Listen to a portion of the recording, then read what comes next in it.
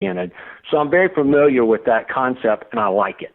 And especially now that I've gotten involved in the inventor community, and you understand that there are people out there that are going to, I mean, you know them as well as I do, Brian, that they will, they'd rather take your money and they'll find out later if the product can actually sell.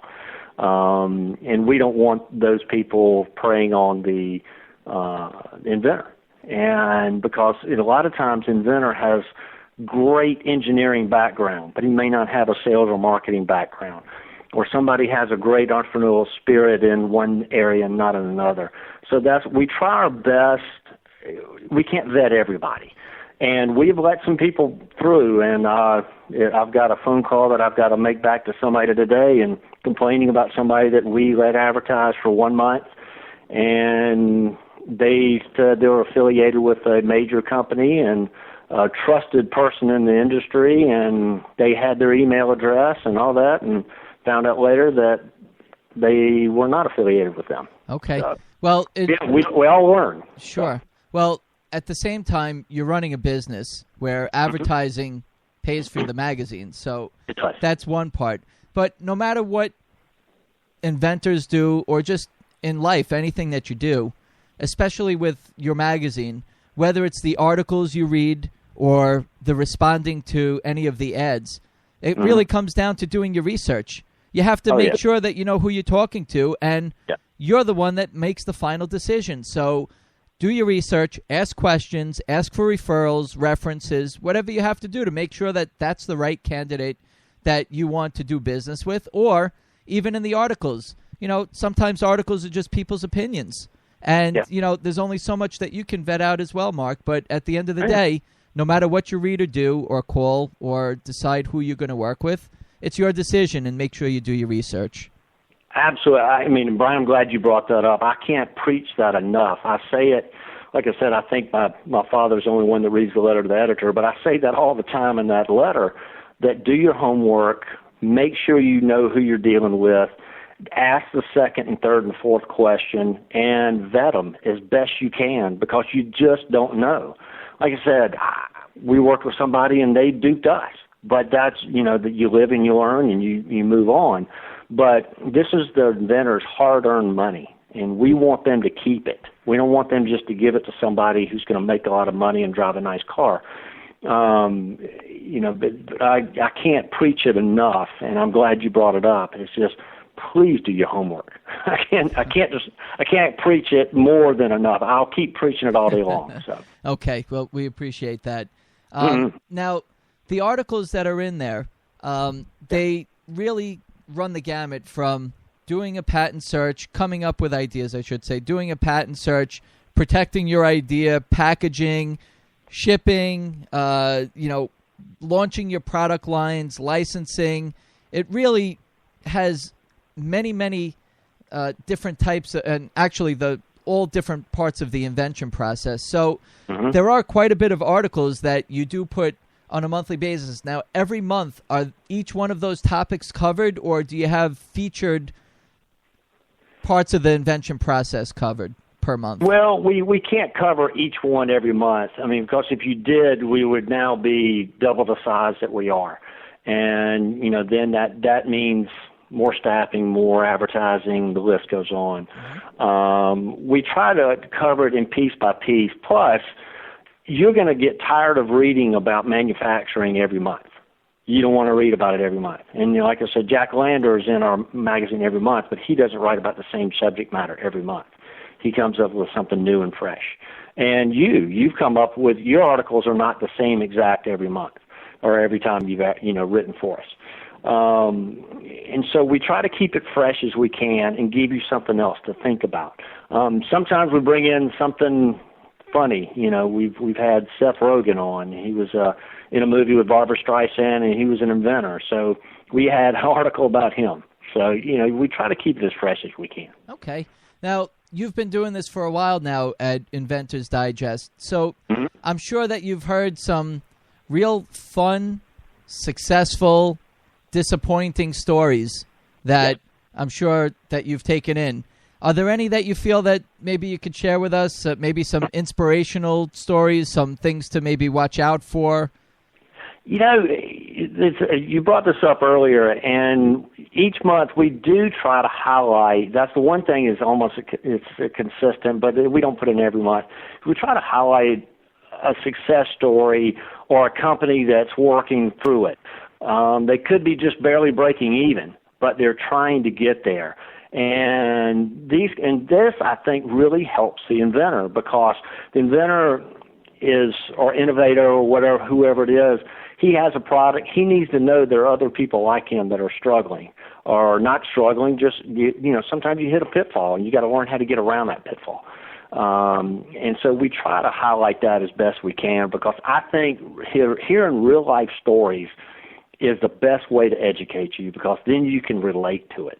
Because you can look at that article and you read it and you go, that's exactly what happened to me.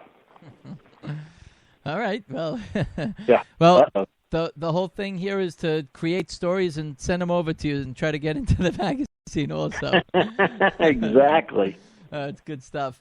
Now, just being kind of in central station of being a magazine, a media outlet for the inventor community, the inventor industry, what's going on in the inventor activity these days? Tell us a little bit about what you see from almost like an outsider looking in.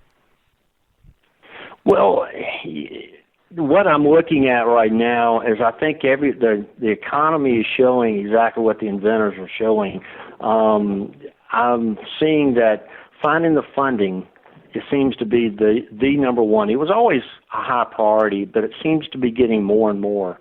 The people trying to find the funds to make this happen. They don't have as much money as they used to, and there's not as much extra capital funds that are floating out there that somebody wants to invest. People are holding on to their money a little bit tighter than they ever have. And that seems to be the number one. And I've got a variety of background in me, and I've got a banking background for a couple of years and a little mortgage lending, and I think everything runs in cycles. I think the money will loosen up, but it's got to take somebody that wants to loosen the money up to know that it'll spur the economy. There are going to be, people that fail, but the looser the money is, if you can loosen it up a little bit so the people can invest and create, and that's going to drive the economy. You're absolutely right. And that's why we have to keep inventing and keep getting it out there and staying in touch with resources and things that are going on with crowdfunding and, just all these different things that the inventor community is kind of hit with, to just stay current on them. And, again, it's all the different steps of the invention process and keeping that information fresh. And, just recently, 3D printing has been out for a long time. But now the evolution of 3D printing, desktop printing, has really taken a substantial... And then I think it was maybe last year, that was like a real hot topic, was all the different companies that were coming out with 3D printers and all these inventors going out and buying these printers. Oh, yeah, they make them now, which is just amazing. The home, for the home, they in the little, like little cubes. They got them at home. It's amazing what they have. And for not that expensive. Comparatively speaking. Right. You would think I would, when I first heard about them, I said, this has to be a, $20,000, $30,000, $40,000 product. And some could be, but they're making them now for $1,000, $1,500 or so. Crazy. Mark, tell us a little bit more, and thank you for some of the listeners. They're sending emails. Shout out to Roger, to Joe. Everybody's kind of just sending quick messages. Thank you. Appreciate it. That's great. Roger's great. Yeah. Now, Mark, just for those of us who haven't gone on to inventorsdigest.com yet, there's some great things there besides articles. There's great resources for inventors. I know that there's, I'll start off with one, which I love, is the inventor groups. You have a list of inventor groups there. I'm not sure if they're 100% updated or you're in the middle of updating it now that you took over the website, but how important is it for inventors to get involved with inventor groups? I think extremely important. I was looking at your website just the other day, and that's another thing that I think new to the inventor community, or not even old to the inventor community, can come back and look at your old article, your old interviews, and listen to them. It's again, that's a part of doing your homework, and that's a part of learning. Is knowledge? Too much knowledge is not going to hurt you. It's just when you feel just comfortable enough that you think you need to stop is when you get hurt. So, when we try to put as much resources as we can on here for the people, and we do encourage people to go to like the U.S. Patent and Trademark Office, United Inventors Association. There's all sorts of great places people can go, and it's finding the right place with the right, I guess, information that you can trust. Absolutely. Now, on your website also, you have past issues. Are those issues actually readable on the website? Some are, yes. I don't want to put full articles and full magazines up there. That's just a decision we made. And plus, when we start revamping the website, we are probably going to put several old issues up there. But they won't be like last month. Okay. Because I think that does a disservice to the people, the loyal people who have paid for their subscription for all these years, and what good would it do to let them read it for a month and then have everybody else read it for free? Sure. I think articles are great, but just doing the whole magazine, I'm not a firm believer in that. Sure. Mark, how much is it to subscribe to the magazine? It's just $36 a year for 12 issues. Okay, and then we have our discount too. Don't forget that. Yeah, that'll get you down to $27. Okay. And we discount for 2 and 3 year subscriptions too. So it really comes out to a bargain. Very nice. So we go on inventorsdigest.com. On the left, we can click on subscribe. You can keep track of inventorsdigest.com. How often should we take a look at that website, and how often is it updated, or it will be updated, so we know? Well, starting in, I think it's going to be 2 weeks, we're going to start updating every week. Okay.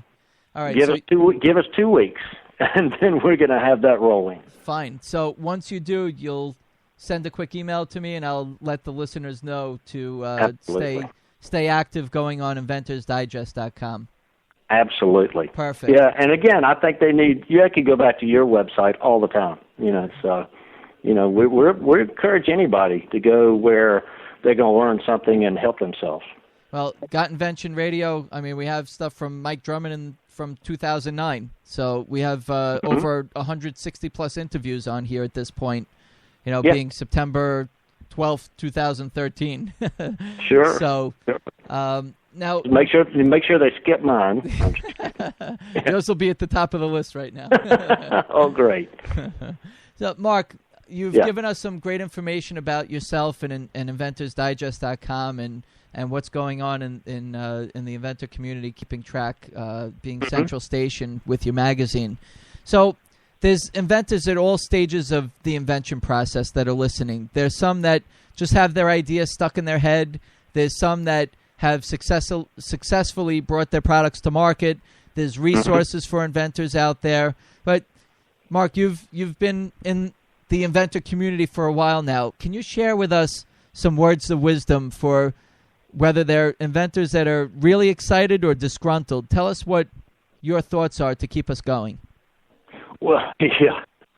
Words of wisdom. Yep. Give it to us, Mark. Come on. I feel like that was the first time I had to give a speech, and somebody said, "Now your entertainment for tonight," and as I promptly knocked the microphone into my face. Well, you know what? You go. On your There's website. Your entertainment. On your website. It really is, don't give up.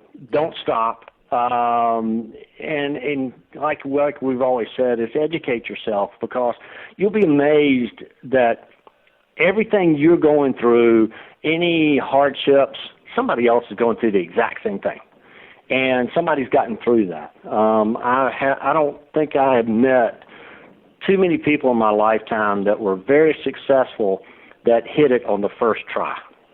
It just doesn't happen that way. And quote, I'm a sad South Carolina Gamecock fan, so it's quote Lou Holtz. So he said, "It's really easy to be a quitter. It's hard to be somebody keeps trying." and that's the way I always feel. My father wasn't successful the first time, but he